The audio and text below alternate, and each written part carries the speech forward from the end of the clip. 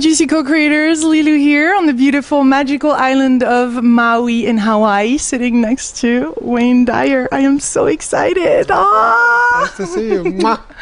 This is awesome. I love the mwah. You have that magic mwah. I heard it many times. Yes. Well, this is really exciting. I was interviewing this morning your daughter, Serena. Right. That is very inspiring, that grew in a spiritual family. She has been blessed to be taught at a very young age some of those really principles that we should all be raised by. What do you feel, after all the books that you have written, after all the travels that you have done, all the people that you have met, what are the most important to you values, things that we should know while growing up? Yeah. Well, I just completed writing a book just 2 days ago. It's called Wishes Fulfilled, and it's basically a representation of where I am at this time in my life. A few years ago, I was diagnosed with leukemia, and I really bought into the diagnosis. I've come to understand that all illness in our bodies is really preceded by our energy bodies, and that so often what we call illness is nothing more than our body's way of healing.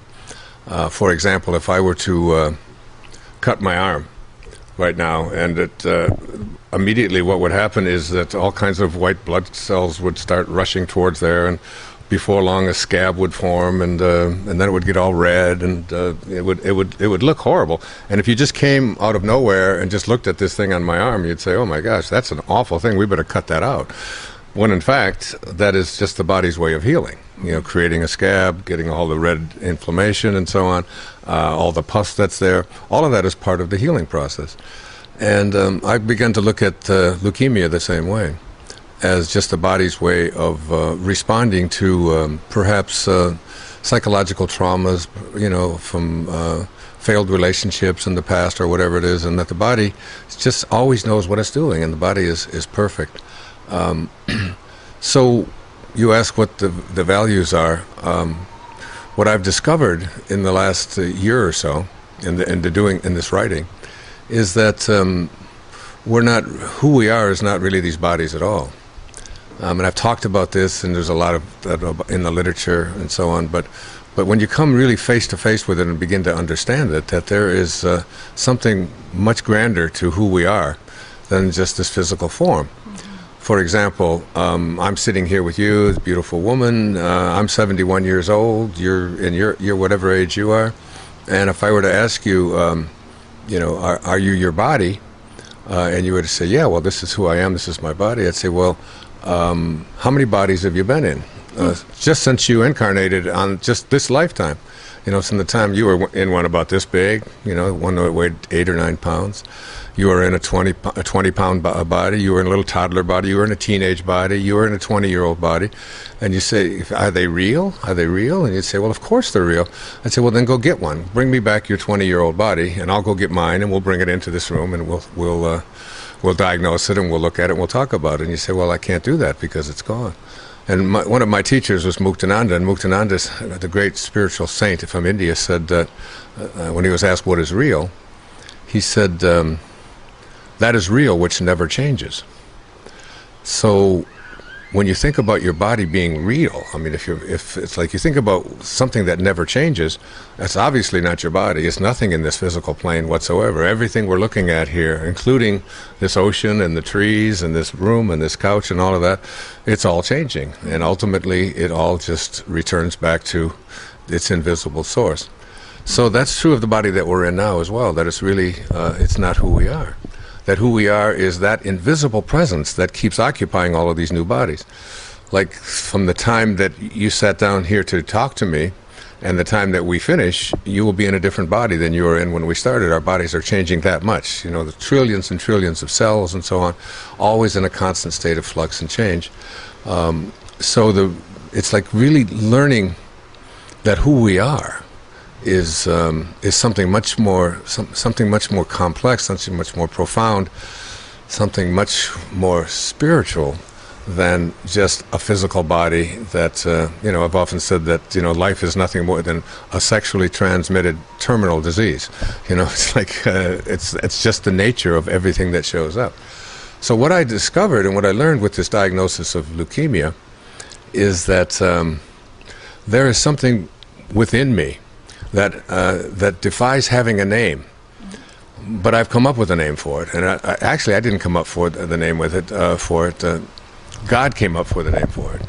If you go back to the Torah, the first 5 books of the Old Testament, and look at, in Exodus, Moses is walking out in the desert in the Sinai, and all of a sudden he comes across this bush, and it's burning and burning and burning, but it's not being consumed. And the bush suddenly, ancient legend tells us, starts speaking, and it's God speaking. And God is giving Moses these directions, and he's telling him, go back to Israel and free your people. And he says to God, I'm shortening this, he says to God, well, who should I tell him that sent me?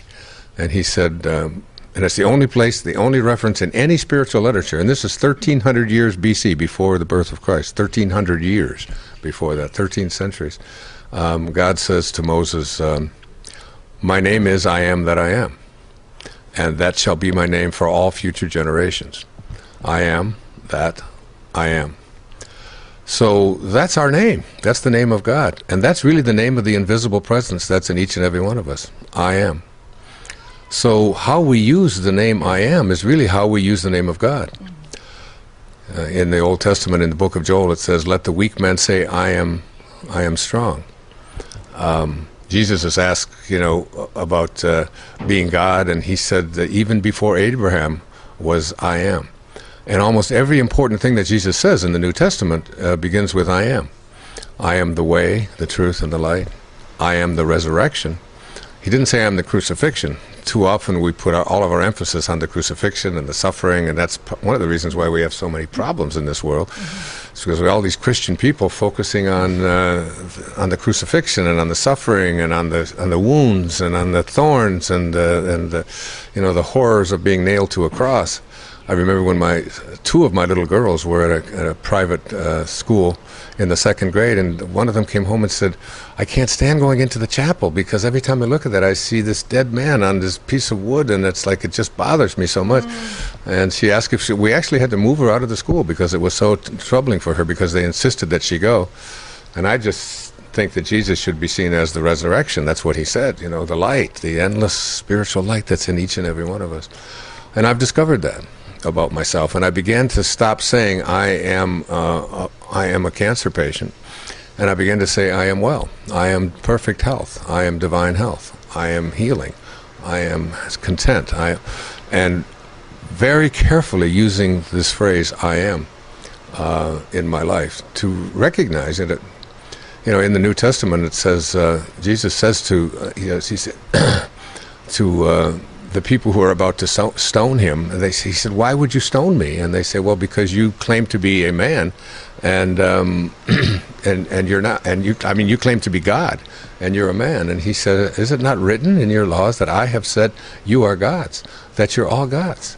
That God isn't some external thing that's outside of us. God is something that's deep within us, each and every one of us. And that's what I've been writing about in the new book. In the 3rd chapter, I call it Your Highest Self. Your higher self is recognizing that there's a spark of God inside of you. It's just a little tiny piece, and every once in a while you call on it. But when you begin to get to your highest self, you begin to recognize that God is not something outside of you, that every thought that you have is really a thought of God. And right here in this room, there's you and I, and my son is sitting over there. But there's 3 people, but there's only one mind. And we're all using that mind. And it's a question of whether we stay in alignment with God. Einstein was asked a question about quantum physics, and he said it's all details to me. He said, all I'm interested in is learning to think like God thinks. So as this began to unfold, as it began to happen on the 21st of April this year in 2011, I had a magical experience. There's a man who lives down in Abadiânia in Brazil. He's John of God, yeah. Called John of God. Mm-hmm. And I have a very dear friend, her name is Reina Piscova. She's a medical doctor. She's an eye surgeon in California. And she wanted me to go down there. She flew here to Maui because she heard that I had leukemia, and she knew that I could be healed. And she knew that John of God could do this kind of healing with me. And I had agreed to go originally, but then April came, and I have this deadline on this book, and this book wasn't just something that I was writing, it was writing me. It owned me. It just, each day I would just go over to my writing space, and everything would just pour out of me. I mean, it was this automatic writing, which I've experienced in the past, but nothing like with the intensity of this. And I didn't have an outline. I really didn't. When I started this book, it's really about manifesting from a place of spirit, recognizing that you don't get what you want, you get what you are, and so becoming God and living from that place and being willing to say, I am God.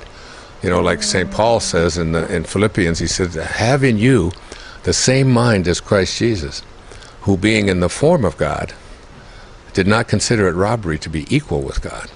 This is right out of the New Testament. So I've taken a whole lot of that. Anyway, so Reina went down to Abadiânia in Brazil by herself. She wanted me to go. She was disappointed that I didn't go, but she went anyway. And she went, and when she got there, she asked John of God if he would do a healing on me. And she showed him 4 photographs that were taken of me, all dressed in white, that were taken down there, from the front, from the back, from each side. And he looked at them and he said, I'm sorry, he said he has to be taking the herbs and he has to be drinking the blessed water. So she went to a FedEx location, and she went and got herself, the herbs that I would need and the water. She had it all FedEx to me, up here to me. I took it. It took 3 days to get here. It came. I was re-photographed after taking the herbs. She took the photos into him on Monday or Tuesday morning, and he said, I will now do surgery on him on Thursday, or surgery will be performed on him on surgery, because he doesn't do the surgery. These entities enter into his body. Now, I went into all of this with a dose of skepticism about someone doing surgery on me from 10,000 miles away in the middle of the night. But on the other hand, I've always said, have a mind that's open to everything and attached to nothing. So I participated in it, and I had the surgery. It was 7 o'clock in the morning on the 21st of April. I remember because it was my mother's 95th birthday. And she told me, she said, after you have this surgery, she said, you will, I had to go to bed, wear white, drink certain water, have these herbs taken. I had to do all of these things, not eat certain kinds of foods, not certain activities I had to. I did everything that I was instructed to do. Mm-hmm. But the next morning, it was 7 a.m., and the surgery was over about 7:30. And I told Reina, I said, well, I'm going to go for my walk, and I'm going to swim and do the things that I always do, the exercise, because I do exercise every day. She said, you just had surgery. You won't be able to do that. You have to go back into bed for 24 hours. I said, I can't go back to bed for 24 hours. I just came out of bed. So she said, well, you'll have to. She said, so I said, well, okay, and I ignored it, and I went to go for a walk. I usually walk about an hour and a half. And I got about 100 yards, and I collapsed. I just was so weak that I just barely made it back into my room. I went into bed. Two of my kids were here. They brought me water and things, and I stayed in bed for not just 24 hours. I stayed in bed for basically a week, 1 full week recovering from the surgery. And then I had, the week after that, on the 28th of April, I had what's called the removal of the sutures. And I was again prepared for this. You wear white, you have, you do your prayers, you eat certain kind of foods and so on.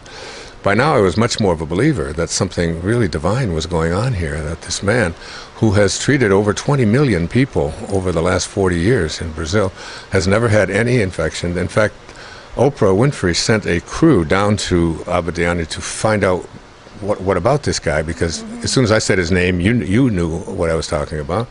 And these entities enter into his body. He doesn't use any anesthesia. He doesn't use any antiseptic. He's scraping people's eyes. He's cutting into their abdomens. He's pulling things out of them. And he does the surgery also, what they call invisible surgery. He just does it from a distance. But he isn't really doing it. These entities, whoever these entities are, some of them they're identified as former physicians that lived, and some of them are spirit guides. So he literally opened you up. It was not just on the non-physical... It was, no, he was in Brazil and I was here in Maui. Okay. So there was no opening up. When I came out of the surgery, I came in and my son, who's sitting right over there, looked at me and said, "What in the world is wrong with you? Your eye has all," it looked like my eye had all been scraped. I had no pupils at all, just little dots in my pupils. But the most amazing thing happened is that I was infused with a kind of love, very much like the kind of thing that you're doing on this juicy tour of yours, that has not gone away at all. In fact, it's just I have just been having encounters after encounter with people, and it's one of the reasons I agreed to do this, because I don't do interviews very often anymore. I have no idea how this happened. This is a pure miracle to me. So I told my daughter she was doing the interview, and I said, well, she probably would like to interview me. Why don't you ask her? And it was just a reaching out kind of thing. But this is minor compared to the kinds of things that have been happening. The people who've been come into my life, and somehow my ego was just taken right out of my life, and it was just like washed away, and it was replaced with this overwhelming sort of divine, peaceful countenance. And a healing began to take place in my life. Now, I gave up yoga for a year after I had my diagnosis of leukemia because they told me it's too hot. I do Bikram yoga, which is a 90-minute intense workout. I just came back from it. I just did it this morning. I do it every day. And I was sleeping until 10, 11 o'clock, and I was getting lethargic, and people were telling me you don't look so well, and so on. And after the removal of the sutures, everything in my life changed. I began to get messages, and one morning I got a message that said, "You do not go for a walk today. Go to yoga. You are now healed. You can go to yoga." So I went to the yoga studio, which I hadn't been to in a year, and I did yoga, and I've been doing it 4 or 5 times a week ever since, getting better and better and better. I now get up at about 4 o'clock in the morning again, like I was doing years ago, meditating for an hour, and then and going out and just doing things for people. And so just recently, I took 162 people to 3 spiritual sites. It's called a journey called Experiencing the Miraculous, and we filmed the entire thing. It'll be available in another 6 months or so through Hay House, 6 DVDs. And I lectured in Assisi, the home of St. Francis, in Lourdes, where's the great miracle of St. Bernadette in 1858, and in Medjugorje, in Herzegovina, Bosnia-Herzegovina. Hence your hat. Pardon? Hence your hat, no? Yes, that's right. I got this in Lourdes. So when we got to Assisi, there was 162 of us. My son, 2 of my daughters went on this trip with me, and we went to Assisi. Now, Assisi is a place that has been very, very magical for me. I've been there 3 times. This was my 3rd visit. I wrote a book based on the prayer of St. Francis. St. Francis came into my life in a very, very big way, as did Lao Tzu, who came into my life in a very big way when I wrote an entire book on the Tao and how to live the Tao Te Ching, called Change Your Thoughts, Change Your Life. So both of these people showed up in my life, and when these things happen in your life, when somebody just shows up, and you'll get that even as you look back on this interview, you'll look back at this years from now and see that it's part of a tapestry, that it isn't just an isolated little event that is happening, because what's basically happening is that everything is happening at once, and the future and the past are just really just all illusions, that it's just all one. And you begin to get that. Meditation gives you a little flavor, a little touch of it. In your dreams, you get a sense of it, where you can literally become someone else and be 7 years old and be 80 years old and have people that are dead be alive and so on. All of this is just, it's like we are at our greatest, Thoreau said, when we are in our dreams awake. So in Assisi, just a few weeks ago, I gave a lecture in each one of these cities. And there were 162 people in this ancient church that was built in the 10th century. And at the end of my talk, something happened to me that had never happened before. It will be on the film. I froze. on stage and I began this like uncontrollable sobbing, everybody in the audience stood up and reached their hands out, and it was as if St. Francis had literally entered into my body. And I felt his presence so strongly, and I keep thinking back of how many separate occasions. I wasn't raised Catholic. I was raised in orphanages and foster homes. I was never in any one particular place.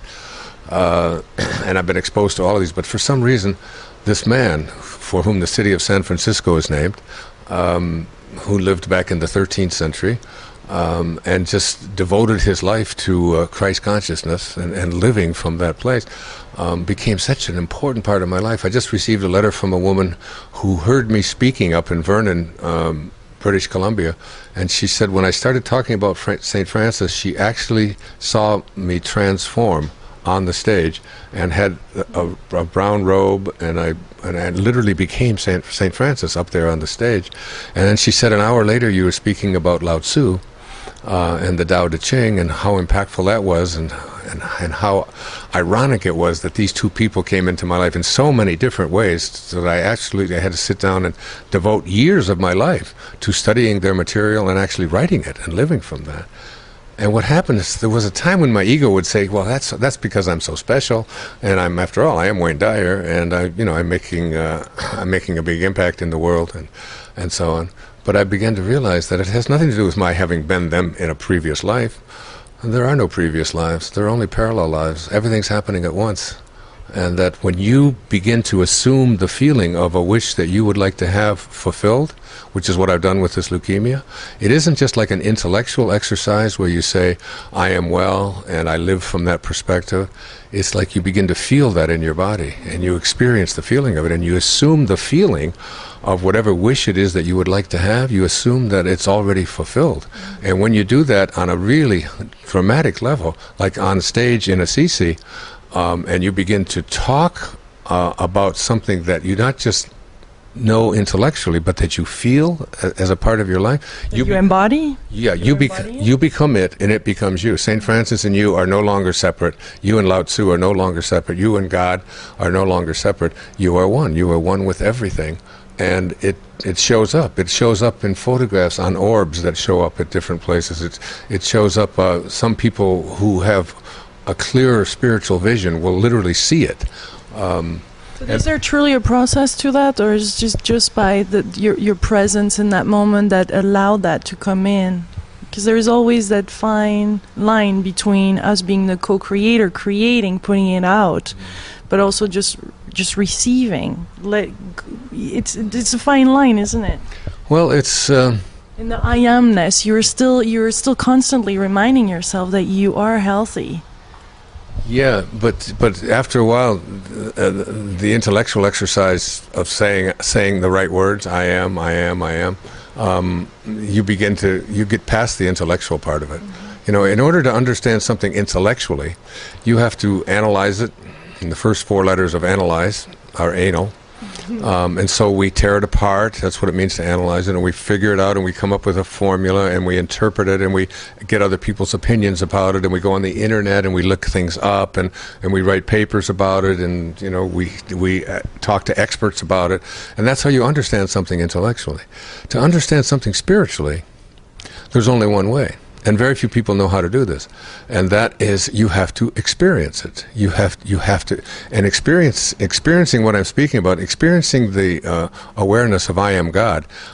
We can write it down. There's lots of books written about it, and so on. But when you get to know it, you go past. You live not. You don't live as if this is something that you want to be. You see, God is never capable of saying I will be well. Because to say I will be well, or I will be wealthy, or I will be happy, or I will be content, or I will be fulfilled, is to say I am not. Mm-hmm. And if you're God, you can't say I am not. How can that which is the creator of all say I am not, or I will be? You are it already. Experientially, when you know that, when you really get that into your gut, you begin to see it, and then every internal message that you have, every meditation that you have, every experience that you have, everyone that you encounter, you begin to step back and you begin to realize, of course, this is all part of, there's something bigger moving all these pieces around. And so you assume, and that's the key words here, you assume the feeling, and feeling is the key word. Intellectually, you analyze it and figure it out. To feel it, where do you feel it? You feel it in your body. You feel it in this temporary housing that you have for your soul. And once you start to feel it in your body and really feel it, you might want to, when down the road somewhere, interview a woman named Anita Moorjani. She lived in, she grew up in Singapore, she lives in Hong Kong, and she had stage 4 lymphoma throughout her entire body. She was given one more day to live. All of her organs had shut down. She had 24 tumors the size of lemons throughout her entire body, in her abdomen, in her breasts, in her stomach, in her legs, in her head. I mean, she was just loaded with cancer, okay? And she had had it for 4 years. And that night in the hospital in Hong Kong in 2005 or 2006, it was February 2006, she died. She had what's called a near-death experience, an NDE. And in this near-death experience, she was told that it was not her time unless she wanted it to be, and that she could go back into her body, and that if she did, if she healed the energy body, that if she healed the energy around this cancer and what this cancer meant to her, and began to change that around, she could be cancer-free. 4.5 days after coming back from the depths of death and death's doorway, she was cancer-free, and today she will be on my public television special. She's written a book called, it won't be out until the spring. It's called Dying to Be Me. And what she discovered in there is what I'm speaking about here. That's why we've connected on such a deep level, and we speak like almost every day now. And she discovered that the only thing you have to do in order to become a manifester and attract into your life what you want is to treasure your own magnificence. And she said it's not like you make conscious contact with God and that you have a spark of God inside of you, but there's also the human part of you. You have to realize that you are altogether God, and that God is altogether you. And when you don't get that by doing that intellectually, you get that by feeling that, by feeling and understanding what Jesus meant when he said God is love. And he that dwelleth in love dwelleth in me, and I in him. So this is what this experience is about. And this experience with John of God, for me, was the final step. It was the removing of the ego part of me and filling in that space with whatever the entities were. I had a watch on that night that the sutures were removed, right in the bedroom, right around the corner here. And when I came out, this is a watch, it's a Panerai watch. It was a $17,000 watch. My daughter insisted that I get this watch. It's guaranteed, and about 2 weeks before this happened, it's guaranteed to never lose a second, one way or the other. If it does, you get your money back, all right? It has a 10-day power supply built into it. It's very much like this one that I'm wearing here, but it was a different one. So I came out in the morning, and it was 7 o'clock in the morning, and I discovered that my watch, this watch that is guaranteed to never lose a second, had lost 80 minutes. That day and the next day it lost 80 minutes again. And the watch was rendered, and I had to take it back and get the money back because the electromagnetic field in Abadiânia in Brazil is faster and higher than any place on the planet. And it was in that bedroom that this watch had to be replaced. And so it's just lost 80 minutes of something happened in those 80 minutes. And what happened in those 80 minutes is that that I began to really not just know that I am God, intellectually, but to feel it everywhere that I go. And it's and I no longer identify with this body, with my accomplishments, with what I do. And you asked me at the beginning, like what values, whatever. It's this fundamental awareness that when you become God, when you really live from that place and align yourself with your source of being, and it becomes your daily way of living, which is why I'm sitting here doing this interview with you. It's just another example of every single morning when I wake up, 3:30, 4 o'clock in the morning, I say, what can I do to make somebody else's life better? What can I do, whatever it might be? And I have many opportunities to do that because I'm so well known, and I get lots of mail, and I can help people out who are sick in hospitals. I can donate money. There's lots of things that I can do. But I'll just give you one example before we close this out. Usually I do a meditation, and the meditation lasts for 40 minutes or so. And then I get instructions in the meditation. And one morning, I was sitting right over here doing the meditation, and I was told internally, this was about 2 or 3 weeks after the John of God experience, where every day I was having these kinds of things, that I was encountering people that needed something, and at one time in my life I would have just ignored it or wait away, and now I just invite them into my life and embrace them and do something for them, and turn their lives around, change them in a really profound way. And this morning I was told I usually, when I go out to the ocean, and I turn left and I walk along the promenade here in front of Kaanapali Beach. And this day I was told to take my shoes off, which is interesting, which is what God told Moses at the site.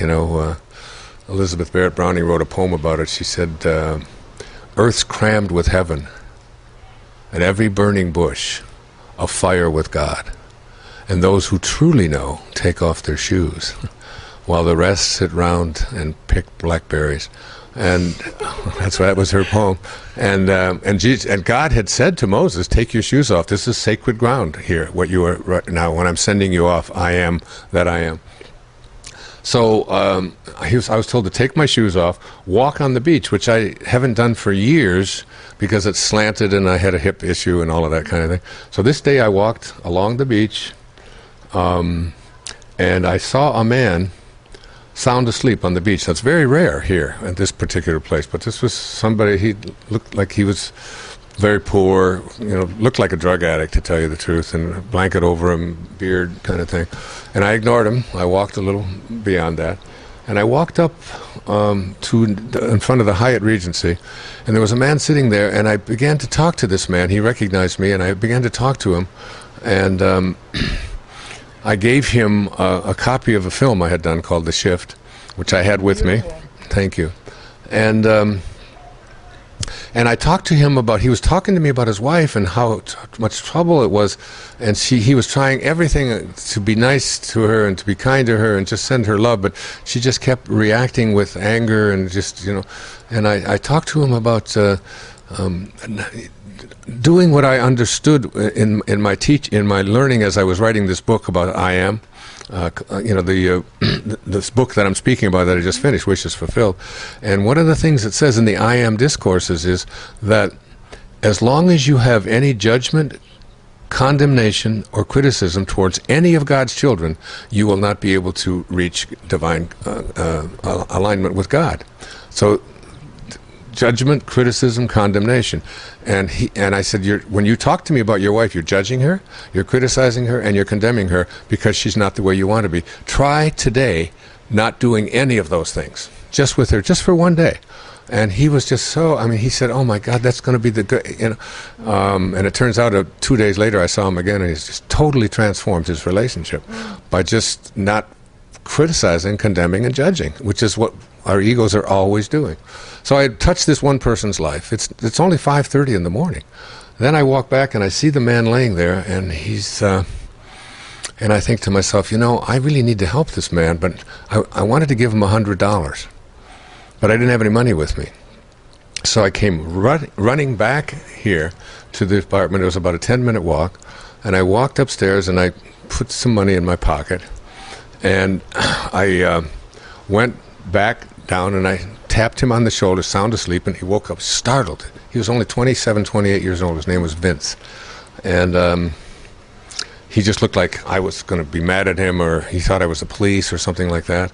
And I said, I could tell that he'd probably been doing drugs. His eyes were giving evidence of that. And I said to him, I put my arm around him. He didn't smell very clean and so on. And I said, you know what I would like to do? I said, I would like to gift you a nice breakfast and perhaps maybe a place that you can stay. And I said, I want to just give you $100. Do whatever you want with it.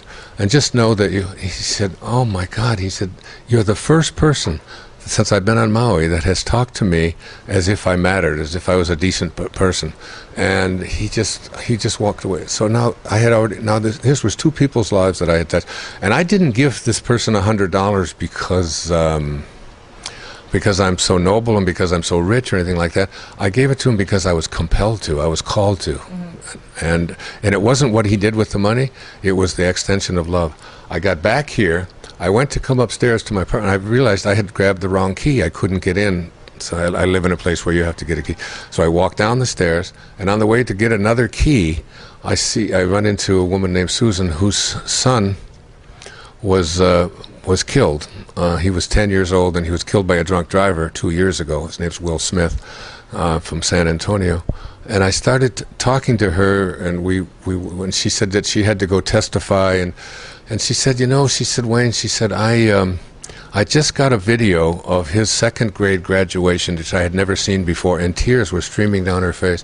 She said, I miss him so terribly. And I said, come up with me. I went and got the key, came upstairs, and I gave her Anita Moorjani's near-death experience that she had written about, which you can find on the internet by just going to Anita M's NDE, and you'll see what her experience was like. It's 22 pages involved, and I have it copied, and I give it to people. I'll give you a copy before you leave. Thank you. And I handed it to her. I said, Susan, read this, and you will never miss Will again. You'll understand, And I thought, and I came back here, and it would be, it was still 6:30, 6:45 in the morning. I had already meditated for an hour and touched 3 people's lives, all doing something that I would never have done had I not had that infusion of love. And on my 71st birthday, on the 10th of May, which was just 2 weeks after I had that experience, because it was the 28th of April when I had I was in San Francisco, and I was working on a film that I'm doing about how I found my father and forgave my father, called My Greatest Teacher.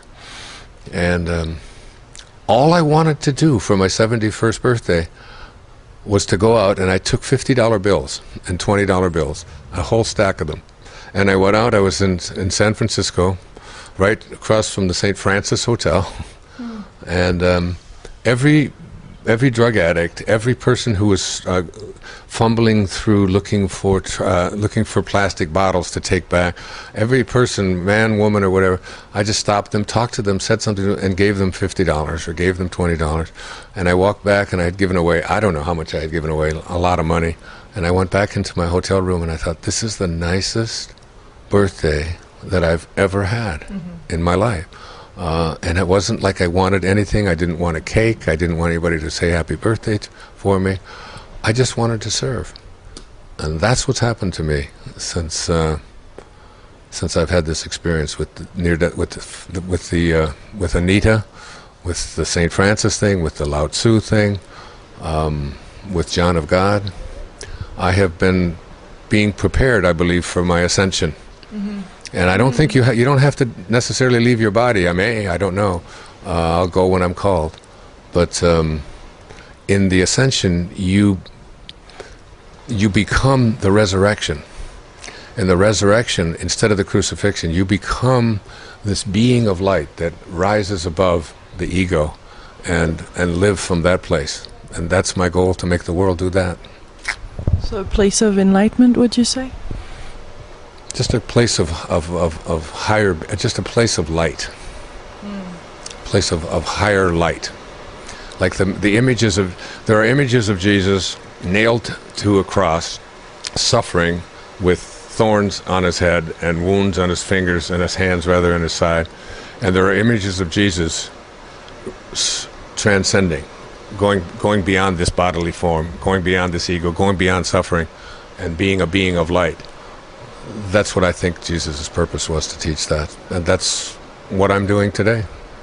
And simply by being here and simply by being there with our presence, we raise the frequency. That's what the dolphins taught me here. Just being and swimming with them, we realize that just by being there, not doing anything, but you just showing up. And all of this, all what you're describing is accessible to all of us, isn't it? By just wanting to, and just spending some time walking, then you end up meeting all these people that needed your help. this is something we can all do beyond the money. The money is just the excuse to really connect. And that's only one day's experiences. I could tell you about people that I have brought into here when my children were here. People who have had one woman whose son was seriously handicapped, and we brought him in here, and 22-year-old boy named Samir, and he asked me why do some people suffer, and I gave him a talk sitting right here, and lifted the mother's spirits and took the anguish and the pain off of her in a way that she just walked out of here lighter again. I do it every single day. Today it's it's 11:30 in the morning. I've already done it twice. This is the second time already just today, doing this interview for you, perhaps telling this story to whoever you are out there watching. And perhaps you opening yourself up and having a mind that's open to everything and attached to nothing, and as Anita says, live in the ambiguity, live in the mystery. Everything that you believe comes from what you know, but everything that's out there is mysterious. What you don't know is like what you do know is, let's say, this much. What you don't know is like this much. It's endless. What you don't know. All of your beliefs are in here, in this what you believe that you know, and all of your disbeliefs are in there. But when you start to live the ambiguity, once you start to say, I don't know, I'm just open, I'm willing, I'm allowing.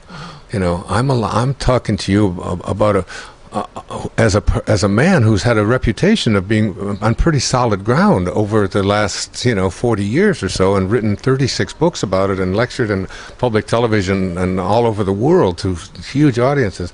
I'm talking about stuff that a lot of people will say that's just airy-fairy crazy stuff.